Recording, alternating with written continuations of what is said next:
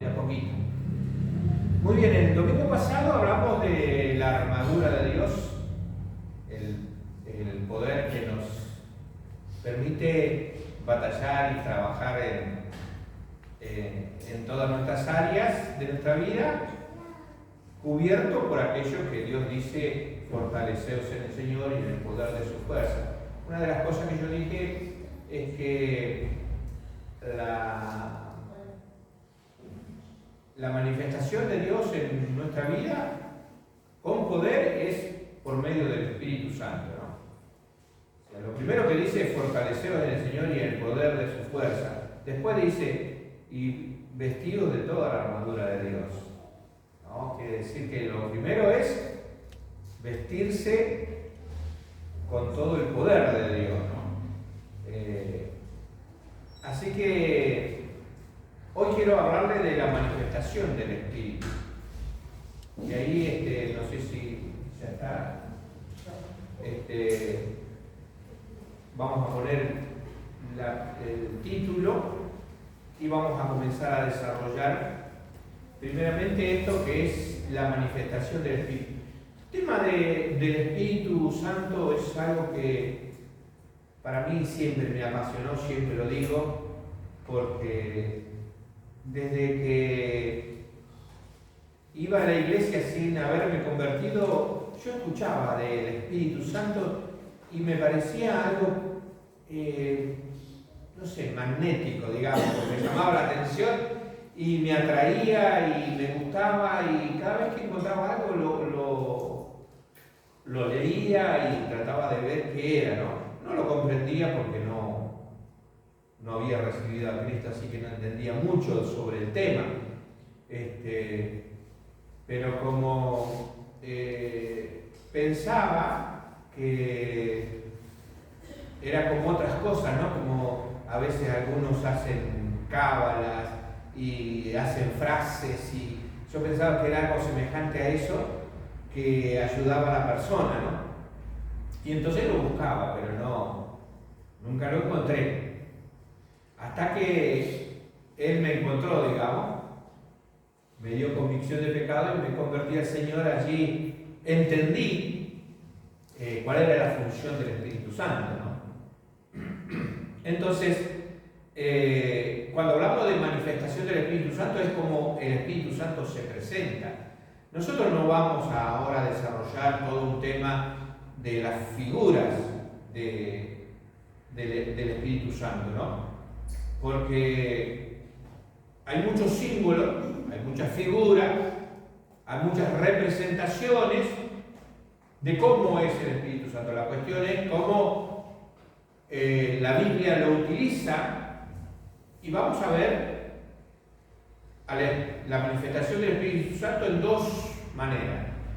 Primera, que vamos a ver, es la primera cuestión que vamos a ver, cómo se manifestó en el Señor Jesucristo, que es nuestra guía, es nuestro ejemplo, y después vamos a ver cómo se manifestó en la iglesia. No lo vamos a hacer muy extenso, porque uno podría hablar muchísimo de esto, pero lo vamos a ir desarrollando a medida que el texto nos vaya permitiendo para explicar esto que es la manifestación del Espíritu Santo. Así que vamos a ir a Mateo capítulo 3, versículos 16 y 17. Mateo 3, versículos 16 y 17. Dice: y Jesús, después que fue bautizado, subió luego del agua, he aquí que los cielos le fueron abiertos. Y él vio el Espíritu de Dios que descendía como paloma y venía sobre él. Y hubo una voz de los cielos que decía: este es mi Hijo amado, en quien tengo complacencia. Acá hay varias cosas que nosotros tenemos que tomar como referencia a esta manifestación del Espíritu. Primeramente, que la manifestación del Espíritu estaba sobre Jesús, no era cualquier hombre, era el Hijo de Dios. Entonces, lo primero que tenemos que ver es que hay una diferencia. Nosotros a veces hablamos, Señor, abre los cielos, porque en algunas partes de la Biblia dice que Dios va a abrir los cielos para bendición. Ahora, en el caso de Jesús en el bautismo, lo primero que dice que los cielos le fueron abiertos. O sea, él no pidió nada, pero los cielos le fueron abiertos. Entonces, es con una referencia directamente a que estaba todo planteado de esa forma para que la manifestación del Espíritu y los cielos abiertos nos hablara de esa señal proveniente de Dios que algo maravilloso iba a suceder. Cuando los cielos se abren, algo de parte de Dios va a suceder, porque es la intervención divina en las cuestiones terrenales. Y aquí estaba Jesús bautizándose y les fueron abiertos los cielos, diciendo: ahora va a venir toda esta bendición sobre la tierra, porque del cielo proveniente de Dios comienza una obra que hoy nosotros nos damos cuenta que es la obra más maravillosa que podemos ver. Entonces aquí lo primero que vemos es Dios abriendo los cielos porque estaba allí su Hijo en esta tierra. Fijémonos cómo es lo que Dios hace cuando abre los cielos. Porque aquí vemos que nosotros decimos, va a venir una intervención de Dios, va a suceder algo que Dios va a hacer, algo que viene desde los cielos y que va a producir algo en la tierra, algún acontecimiento. Génesis capítulo 7, hablando de la vida de Noé, en el versículo 11, Génesis 7:11 dice: en el año 600 de la vida de Noé, en el mes segundo, a los 17 días del mes, aquel día fueron rotas todas las fuentes de los grandes abismos y las cataratas de los cielos fueron abiertas. Hablando del diluvio, está hablando de un acontecimiento único que fue esos 40 días de gran lluvia, pero también de la fuente de las aguas que fueron abiertas y aparecieron agua de todo el lugar, y eso fue tremendo. Pero algo que me llama mucho la atención y que nosotros tenemos que tener en cuenta también es que cuando Dios interviene, Dios tiene el momento preciso. No lo hace porque se le ocurrió en un momento y dice: bueno, ahora voy a hacer tal cosa. ¿Cómo nos pasa a nosotros? Se nos ocurre de pronto una idea y decimos: hoy la voy a llevar a cabo. Dios tiene todo planificado. Él dice: en el año 600 de la vida de Moisés. Está marcando un tiempo. Está marcando el mes. Dice: en el mes segundo, a los 17 días del mes, en aquel día, preciso, en la hora señalada, Dios hace algo tremendo, que fue ese gran diluvio. Nosotros sabemos por qué: por la maldad del hombre. Porque no aguantó más el pecado del hombre.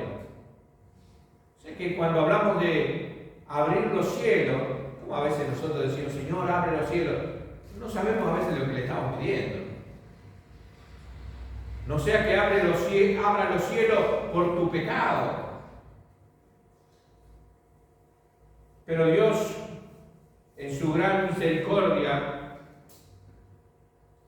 siempre tiene ese momento donde dice, aquellos que son justos van a ser salvos. Fueron muy pocos, pero allí estuvo la intervención de Dios. También el Salmo, en el Salmo 78, versículo 21 al 25, la palabra de Dios nos dice, por tanto oyó Jehová y se indignó, y se encendió el fuego contra Jacob, y el furor subió también contra Israel, por cuanto no habían creído a Dios, ni habían confiado en su salvación. Sin embargo, mandó a las nubes de arriba y abrió la puerta de los cielos e hizo llover sobre ellos maná para que comiesen, y les dio trigo de los cielos. Pan de nobles comió el hombre, les envió comida hasta saciarlos. Aquí habla de la queja del hombre, aquí habla del pueblo que reclamaba y no confiaban en Dios. Le reclamaban, pero no tenían confianza en lo que Dios podía hacer. Pero de cualquier manera, dice Dios, abrió los cielos. Abrió la puerta de los cielos e hizo llover la comida para ellos. Yo creo que la misericordia de Dios, a pesar de nuestras rebeldías, de nuestros pecados, de los problemas que nosotros podamos tener, Dios todavía se manifiesta en amor y misericordia, en salvación, en ayuda, en protección. Y hay un versículo que nos toca más de cerca, que no es Noé ni es Moisés, sino que es la iglesia de Dios, el pueblo de Dios. Cuando Malaquías 3:10 dice, traed los diezmos al alfolí y haya alimento en mi casa. Y probadme ahora en esto, dice Jehová de los ejércitos, si no os abriré la ventana de los cielos y derramaré sobre vosotros bendición hasta que sobreabunde. A veces nuestro retaseo a Dios está impidiendo que los cielos se abran para bendición. La maldad del hombre hizo abrir los cielos con una lluvia tremenda.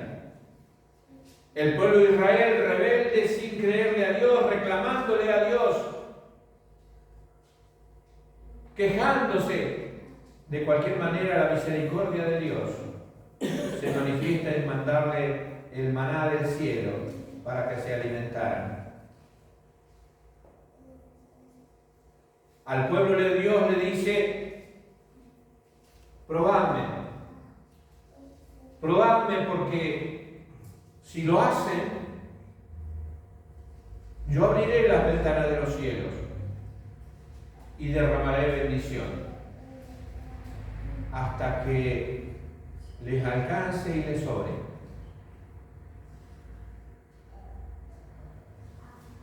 Es importante que nosotros entendamos que nuestra acción hacia Dios trae una consecuencia de cielos abiertos o cielos cerrados. En el caso de Jesús, el cielo se abrió para él, porque venía bendición. Porque Dios sabía que todo lo que su Hijo haría iba a ser para bendición del hombre, para bendición de la tierra.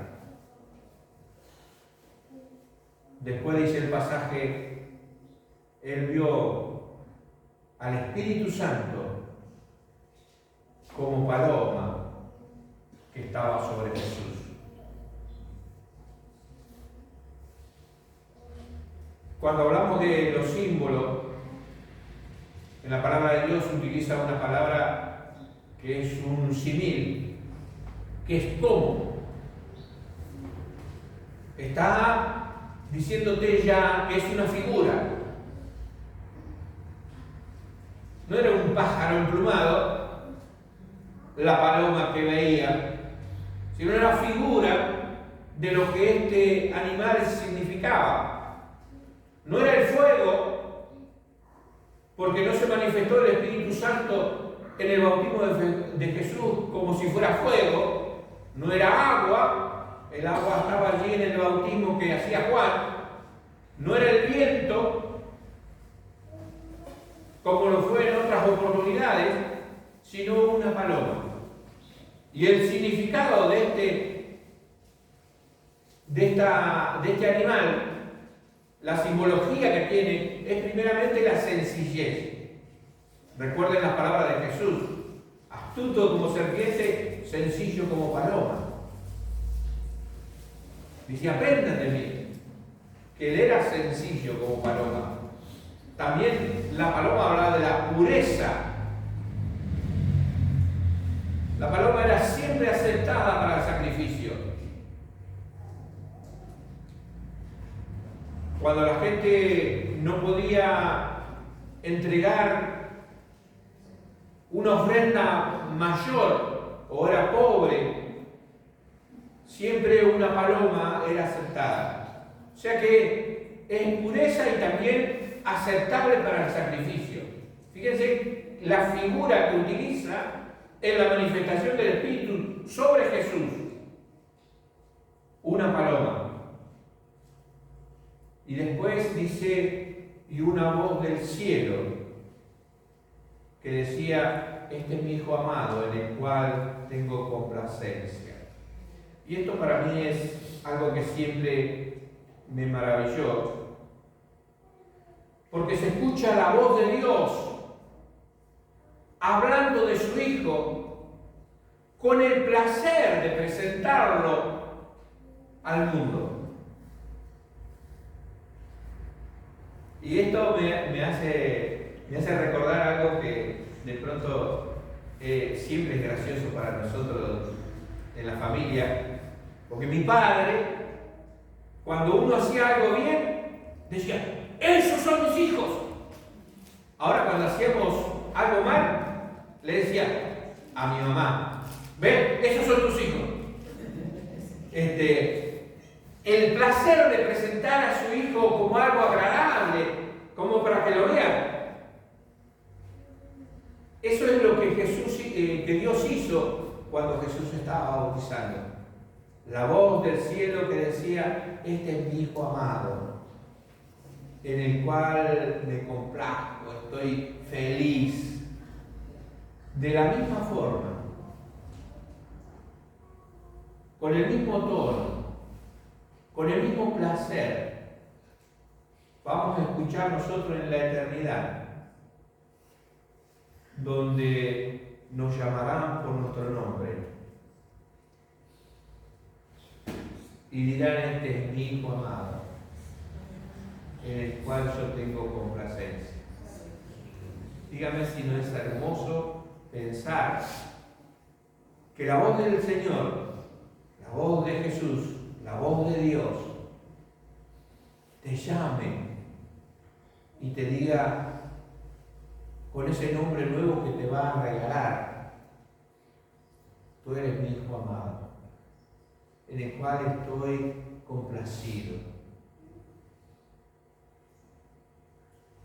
Fíjense en que Isaías 49, versículos 15 y 16, la palabra de Dios dice: ¿no se olvidará la mujer de lo que dio a luz para dejar de compadecerse del hijo de su vientre?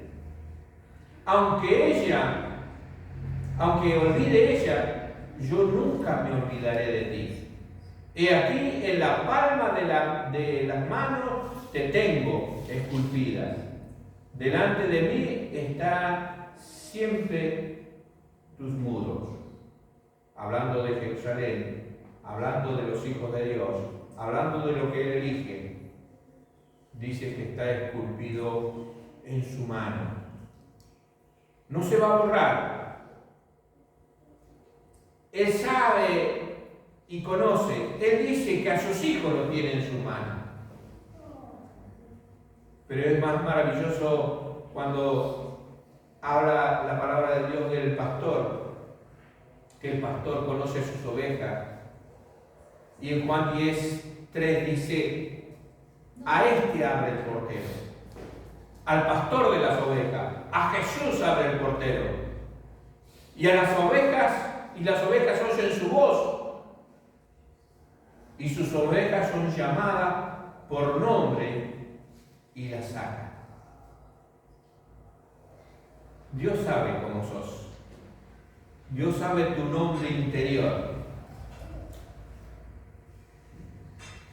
No sos María, ni Juan, ni José. No sos ni Pedro, ni Susana, ni ningún otro nombre. Dios tiene un nombre muy especial para vos porque te conoce, porque sabe quién sos. Y Él te va a llamar con ese nombre y te va a sacar para que estés en la gloria con Él. La voz de Dios, la voz del Hijo, la voz del pastor, llamándote por tu nombre. Un nombre que te va a conmover porque Él va a hablar de ti en especial. Y de una forma tan amorosa como lo hizo con Jesús. Este es mi Hijo amado, en el cual yo me agrado o tengo complacencia. La manifestación del Espíritu de Jesús es como el primer acto de una secuencia de lo que Dios estaba obrando. Jesús fue el primero que recibe toda la plenitud del Espíritu Santo, no como lo tenían los profetas, no como lo tenían los hijos de Dios cuando Dios quería hacer algo con ellos, sino la plenitud del Espíritu para actuar, para trabajar, para hacer la obra.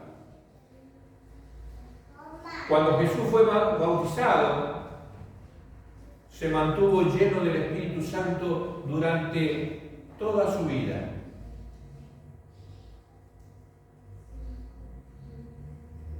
Yo creo que ahí hubo un solo momento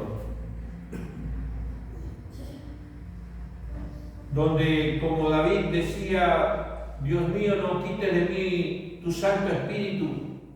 Yo creo que el dolor que él pasó en el Getsemaní era pensar en el momento que tu pecado, mi pecado, el pecado del mundo, viniera sobre su vida. Porque él, lleno del Espíritu Santo, maltratado, dolorido, pero lleno del Espíritu Santo allí en la cruz, recibió el pecado de todo. Y ahí fue cuando él pegó ese tremendo grito, diciendo: Padre, ¿por qué me has abandonado?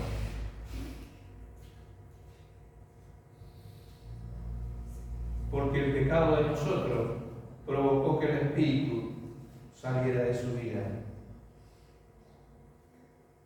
Jesús, después del bautismo, lleno del Espíritu Santo, como lo dice en Lucas 4:1, Jesús, lleno del Espíritu Santo, volvió al Jordán y fue llevado por el Espíritu al desierto. Allí él fue tentado por Satanás. Allí él venció toda prueba que podía venir del enemigo. Él fue probado en el Espíritu, pero el Espíritu de Dios, poderoso en él, lo pudo librar de todo problema, de toda tentación, de todo aquello que vino sobre su vida en esos 40 días que estuvo ayunando. La palabra de Dios, en ese mismo capítulo del versículo 14, nos habla que después de haber sido probado por el Espíritu, él fue preparado para la misión. Cuando nosotros somos probados en la fe, somos levantados para hacer algo más, porque el Espíritu Santo va a intervenir con cosas del cielo en la tierra por medio de nosotros. Lucas 4, versículo 14 dice: y Jesús volvió en el poder del Espíritu a Galilea, y se difundió su fama por toda la tierra de alrededor. Esa manifestación del Espíritu de Jesús, de poder, le permitió hacer milagros, sanar enfermos, hacer que los ciegos vean, los leprosos sean sanados. Pero la gente también veía que en él estaba el poder de Dios. Esto es en la vida de Jesús. Una persona totalmente diferente que nosotros no podemos igualar, aunque intentemos, aunque querramos, aunque tenemos que hacerlo. Como decía Pablo: sed imitadores de mí como yo de Cristo. Tenemos que seguir los pasos de Él, pero muy difícil lleguemos a lo que Él fue. Pero lo intentaremos. Por eso la manifestación del Espíritu Santo en la iglesia es lo más importante para nosotros, para que nosotros sepamos cómo el Espíritu de Dios quiere obrar en nuestra vida. Llegó el momento que nosotros tenemos que saber cómo obra el Espíritu Santo, cómo se mueve el Espíritu Santo, cómo se manifiesta el Espíritu Santo en la iglesia, en vos y en mí. ¿Cómo se mueve el Espíritu? Fíjense que la primera vez que el Espíritu Santo aparece para conformar la iglesia, porque es el momento donde comienza la iglesia de Cristo, es en Hechos capítulo 2, versículo 1 al versículo 6. Dice la palabra de Dios que estaban todos juntos en un solo lugar. Dice: cuando llegó el día del Pentecostés, que era una fiesta de los judíos, estaban todos unánimes juntos. Y de repente vino del cielo un estruendo como de un viento recio que soplaba, el cual llenó toda la casa donde estaban sentados. Y se les aparecieron lenguas repartidas como de fuego, sentándose sobre cada uno de ellos. Y fueron todos llenos del Espíritu Santo y comenzaron a hablar en lengua según el Espíritu les daba que hablasen. Moraban entonces en Jerusalén judíos varones piadosos de todas las naciones bajo el cielo.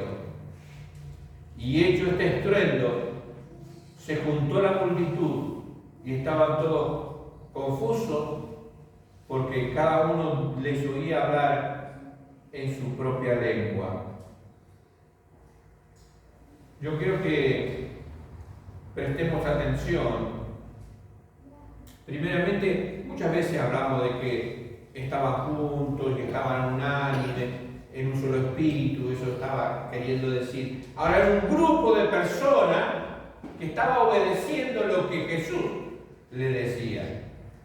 Porque Jesús, antes de ir al Padre, le dijo: quedaos en Jerusalén, esperad, porque yo voy a enviarles la investidura del poder de los cielos, que era este Espíritu Santo, que venía sobre cada uno de los que creían en el Señor Jesucristo.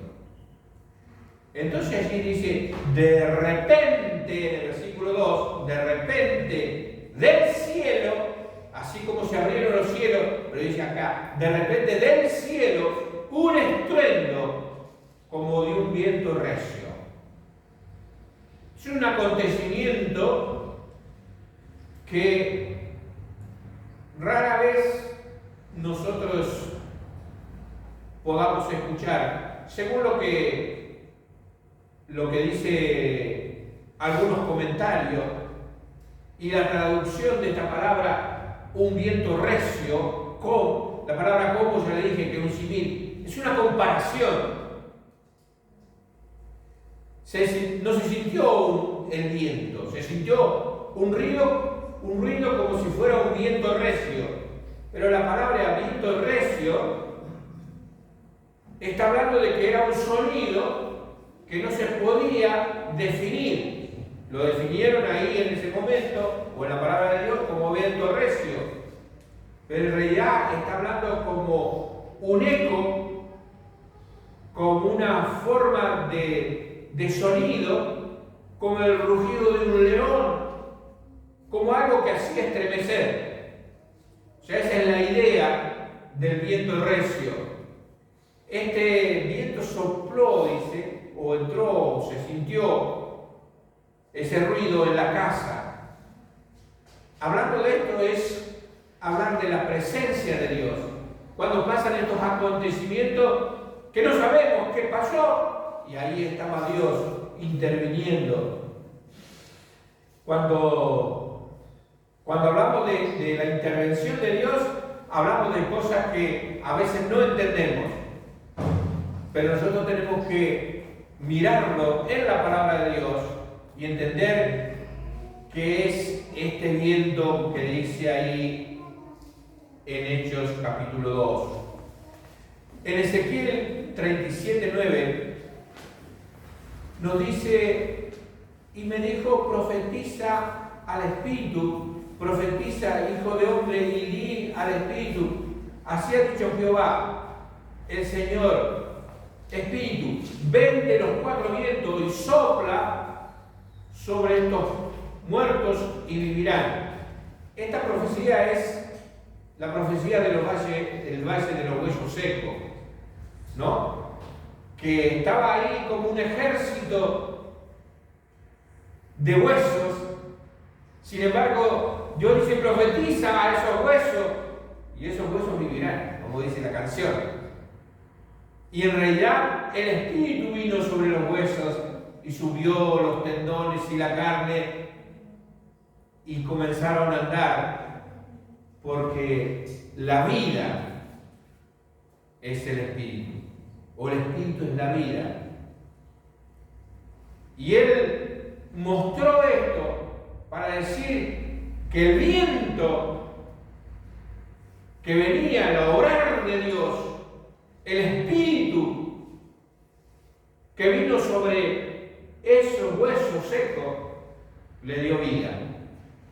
¿Cómo fue cuando Dios le dio vida a Adán?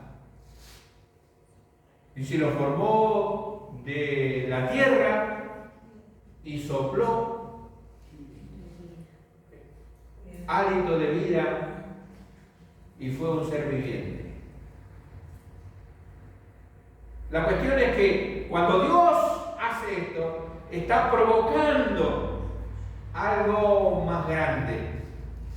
Lo que está mostrando ese viento, ese rugido, ese eco, ese sonido como de león,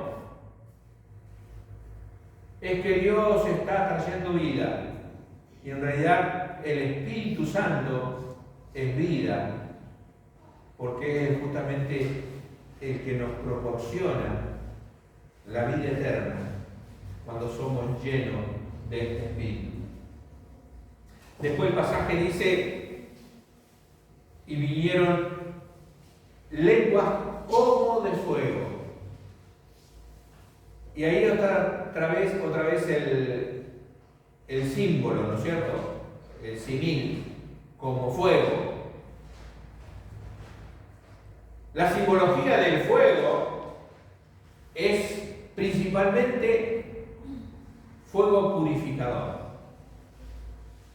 Es el fuego que limpia, es el fuego que quema todo lo que nos sirve. Por eso yo quería hacer la comparación entre Jesús y la iglesia. La manifestación de Jesús los cielos le fueron abiertos. Para la manifestación de la iglesia, el Espíritu, dice Dios, mandó un fuerte viento o un ruido como un fuerte viento que estremeció. A Jesús se le manifestó el Espíritu Santo como paloma, de pureza, de sencillez, con capacidad para sacrificio. Sin embargo, a nosotros como iglesia y a nosotros como hijos de Dios se nos presenta como fuego. ¿Por qué? Porque necesitamos purificarnos, porque necesitamos limpiarnos, porque necesitamos quemar lo que nos sirve.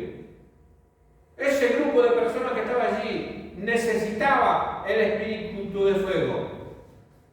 Sin limpieza, sin purificación, no hay llenura del Espíritu Santo.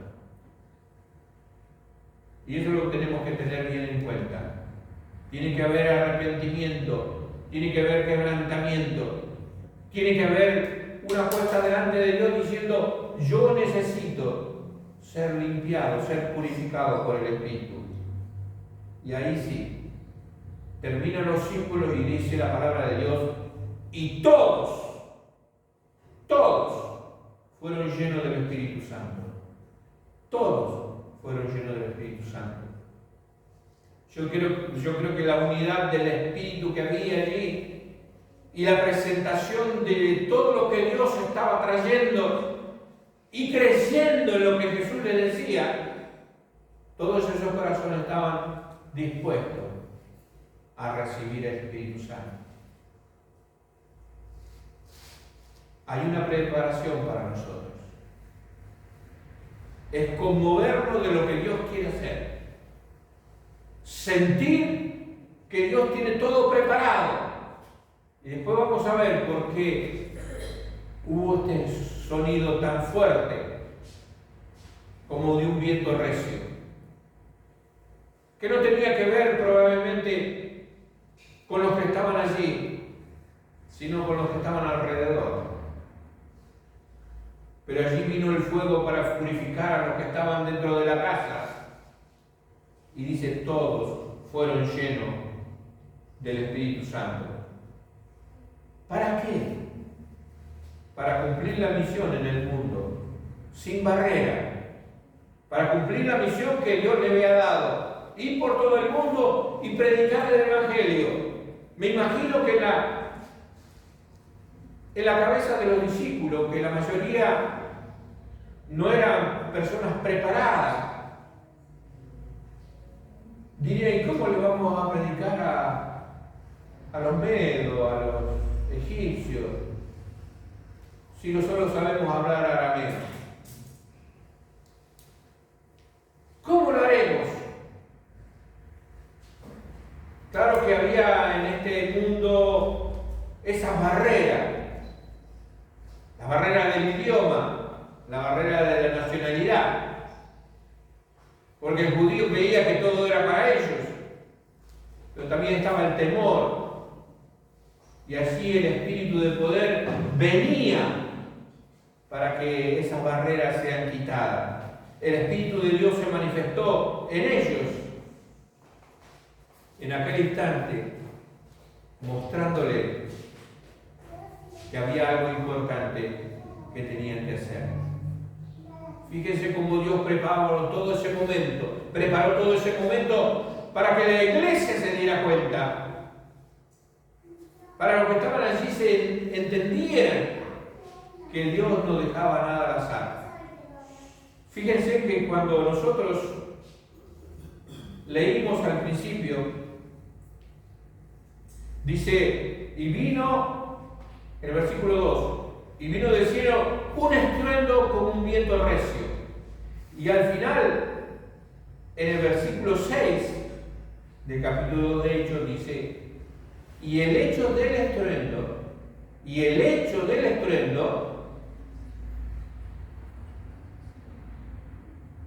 por esa causa que se escuchó ese ruido. ¿A dónde? En la casa donde estaban reunidos, no era en el templo ni en otro lugar. En la casa donde estaban reunidos. Toda la gente que andaba por allí, que venía de otros lugares, que venían al templo, no a la casa donde estaban todos juntos. Dice, y hecho este estruendo, se juntó la multitud y estaban confusos porque les oían hablar en su propia lengua. O sea que escucharon ese tremendo estruendo, ese rugido, esa cosa de Dios, y fue para atraer a la gente, no al templo, sino al lugar donde estaban reunidos estos discípulos, porque ahí se manifestaba el Espíritu. Y comenzaron ellos a predicar, a hablar y a decir las cosas de Dios en el idioma de cada uno de ellos, que la palabra de Dios menciona que era una cantidad de personas de todo lugar. Ahora una pregunta que te quiero dejar, que está ahí en lo último ya. ¿Estás preparado para que el viento recio despierte a los que van a recibir la voz de Dios por medio de tu boca, y que el fuego de Dios te purifique a vos y te llene del poder del Espíritu Santo? ¿Estás preparado? ¿Tú crees que es este el momento donde Dios dice a tu vida, ahora es el momento, ahora es el año, es el mes, es el día, es la hora donde debemos recibir la bendición de Dios, cielos abiertos para la predicación, así como lo dice en Apocalipsis? Dios abrió una puerta grande, abierta, para la predicación del Evangelio. Dios no va a hacer ruido si no estamos preparados. Dios no va a hacer ninguna cosa si la iglesia no está unánime en un espíritu, buscando ser purificada para que la llenura del Espíritu esté por completo en su vida. Quiera Dios que nos preparemos para ese momento que tendría que ser hoy, pero esperamos el momento de Dios. Tenemos que atrapar ese momento maravilloso, especial de Dios, que Él está preparando para su iglesia. Dios les bendiga, Dios les guarde y que sientan la necesidad de este llamado de Dios.